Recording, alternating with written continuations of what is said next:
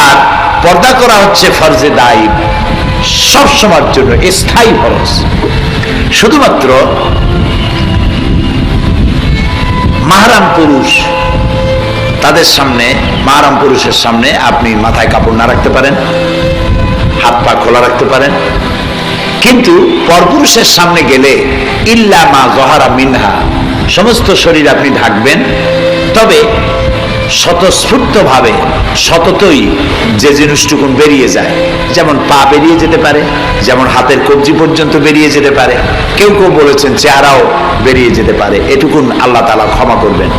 তবে চেহারা খোলার ব্যাপারে, গায়রে মাহরাম পুরুষের সামনে চেহারা খোলার ব্যাপারে দুইটি মত আছে। একটি মত হলো যে চেহারা খোলা রাখা যাবে, আরেকটি মত হলো খোলা রাখা যাবে না। খোলা রাখা যাবে না যারা বলেন, তাদের দলিল বেশি মজবুত এবং এই দলে লোক বেশি, মুহাক্কিকিন, মুফাসসিরিন, মুহাদ্দিসিন, সাহাবা, ফুকাহা, এই পক্ষে বেশি যে মুখ খোলা পরপুরুষের সামনে মেয়েদের জায়েজ নাই। আর কিছু সংখ্যক আছে যারা বলেন যে জায়েজ আছে। তো বেশি সংখ্যক যেদিকে, সেটাই গ্রহণ করা উচিত।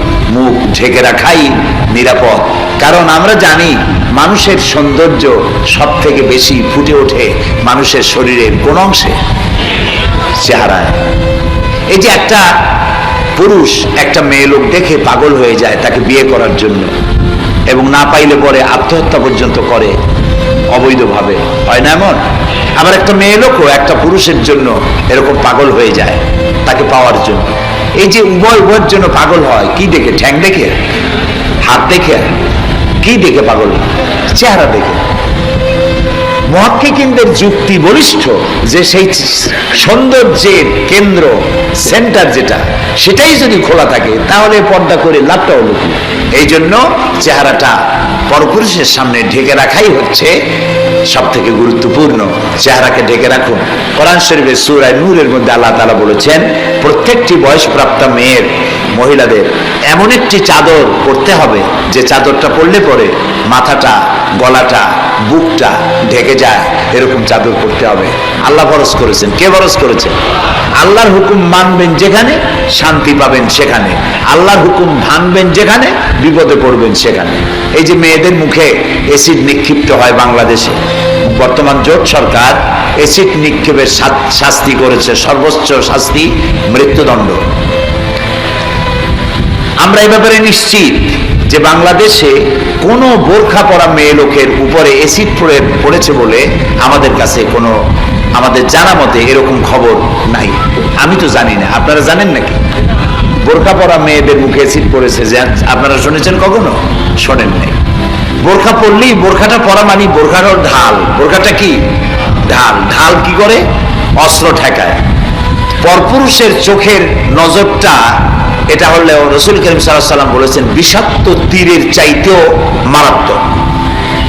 কোন কোন দৃষ্টি বিষাক্ত তীরের চাইতেও মারাত্মক। তো এই চোখের নজরের এই বিষাক্ত তীরকে ঠেকাই দিতে পারে বোরখা নামক একটি ঢাল। এই ঢালটি আপনি ব্যবহার করলে আপনার সতীত্ব, আপনার চরিত্রের পবিত্রতা 100% গ্যারান্টি বলা যায়, আলহামদুলিল্লাহ বলে। কিন্তু আপনি যদি রূপচর্চা করিয়া মাথার চুল ছেড়ে দিয়ে চেহারা খোলা রেখে শরীরের অঙ্গ প্রত্যঙ্গ দেখা যায় এরকমের কাপড় চোপড় পরে কলেজে, বিশ্ববিদ্যালয়, হাই স্কুলে, রাস্তাঘাটে, শপিং সেন্টারে যাতায়াত করেন, পরপুরুষের নজর আপনার প্রতি পড়তেই পারে, সে আপনার প্রতি আকৃষ্ট হতেই পারে, আপনার কাছে অবৈধ প্রেম নিবেদন করতেই পারে, বিফল মনোরথ হয়ে এক পর্যায়ে এসিড নিক্ষেপ করে জীবনটা নষ্ট করেও দিতেও পারে। সেই জন্য আল্লাহর হুকুম মানুষের কল্যাণের জন্য। বলেন তো, আল্লাহর চাইতে কল্যাণকামী, রসুলের চাইতে কল্যাণকামী মানুষের জন্য আর কেউ হইতে পারে? জোরে বলেন, পারে? সেই আল্লাহই বলেছেন পর্দা করো, নারীদেরকে বলেছেন পর্দা করো, ঘরে থাকো। ওয়াকারনা ফি বুয়ুতিকুন্না ওয়ালা তাবাররাজনা তাবাররুজাল জাহিলিয়াতিল উলা। আল্লাহ তাআলা বলেছেন জাহিলি যুগের মেয়ে লোকদের মতো ঠমক করে, অঙ্গসজ্জা করে, মানুষকে দেখাবার জন্য বিউটিফিকেশন, সৌন্দর্যকে এক্সিবিশন করে মানুষের সামনে চলাফেরা করো না, আল্লাহ তাআলা নিষেধ করেছেন। রাসূলুল্লাহ বলেছেন সিনফান মিন আহলিন নার লাম আরাহুমা, দুইটা দল আছে জাহান্নামে যাবে, আমি তাদেরকে এখনো দেখি নাই। তাদের মধ্যে এক শ্রেণী মেয়ে লোক, ওরা কারা? কাসিয়াতুন আরিয়া, ওই সব নারী বস্ত্র পরিধানকারিণী, উলঙ্গিনী। লক্ষ্য করেছেন রসুলের কথা? বস্ত্র পরিধানকারিণী, উলঙ্গিনী। বস্ত্র পরিধান করলে উলঙ্গ হয় কেমন? তার মানে এমন পাতলা কাপড় তারা পরবে যা পরাও যা, না পরাও তাই। এই ধরনের কাপড় পরে মাথার চুল উটের চুটের মতো বানায়া তারপরে পরপুরুষের সামনে নিজের সৌন্দর্য বিকশিত করে চলবে। আল্লাহ তাআলা রসুল বলেছেন কিয়ামতে এরা জাহান্নামে যাবে। নৌরা লেখাপড়া করতে পারবে, শিক্ষকতা করতে পারবে, চাকরি করতে পারবে, ব্যবসা করতে পারবে, সবটাই পারবে পর্দার সাথে। কিসের সাথে? পরপুরুষের সাথে অবাধ মেলামেশা থেকে নিজেকে মুক্ত রেখে এসব কাজ আপনারা করতে পারবেন। মা বোনেরা, আমি এখন মোনাজাত করব। মোনাজাতের আগে কথা হচ্ছে এই যে পৃথিবীতে মানুষকে আল্লাহ তাআলা সৃষ্টি করেছেন, দুই ভাগে বিভক্ত করেছেন, পুরুষ আর নারী। পুরুষ আর নারী, দুই ভাগ। মেয়েদের আল্লাহ তাআলা যথেষ্ট সুযোগ সুবিধা দিয়েছেন, পুরুষের চাইতেও বেশি সুযোগ সুবিধা আল্লাহ দিয়েছেন। তাদের আজান দেওয়া লাগে না, একামত দেওয়া লাগে না, জামাতে নামাজ পড়া লাগে না, কত সুযোগ আল্লাহ তাদেরকে দান করে দিয়েছেন। তাদের ক্ষেত্র ভিন্ন করেছেন, অধিকার দিয়েছেন, নারীর অধিকার আল্লাহ তাআলা প্রতিষ্ঠিত করেছেন। এবং নবী করিম সাল্লাল্লাহু আলাইহি সাল্লাম নারীদেরকে সম্মান দিয়েছেন। ইসলাম নারীকে যা দিয়েছে পৃথিবীতে কেউ তা দিতে পারে না। সুবহানাল্লাহ বলুন। নারীকে এত মর্যাদা দিয়েছে ইসলাম যে একটি কন্যা সন্তান হলে পরে সেই ঘরে আল্লাহর রহমতের ফেরেশতা আসে এবং দোয়া করতে থাকে।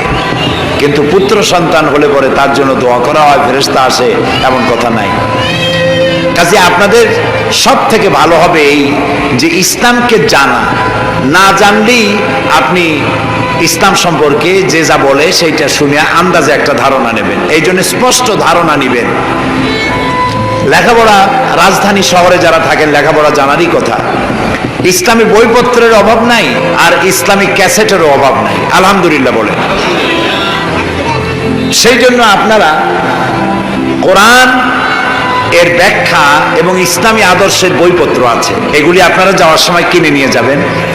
সন্তানদেরকে ভালো বানাবেন। আপনার ছেলেকে যদি ভালো বানাতে চান, কে না চায় তার ছেলেটা ভালো হোক? আমরা কি চাই না? বলেন, আমরা চাই না? আমরা সবাই চাই আমার ছেলেটা ভালো হোক। ভালো মানে কি? নামাজি হোক, দিনদার হোক, চরিত্রবান হোক, শিক্ষিত হোক। এবং আমরা প্রত্যেকে চাই আমাদের মেয়েটা ভালো হোক, পর্দায় থাকুক, চরিত্র তার ভালো থাকুক। এটা আমরা চাই কিনা বলেন? তো সেটা পাবেন কি করে? চাই বললেই তো পাওয়া যাবে না, সেজন্য কিছু কাজ করতে হবে, ঠিক না ভাই?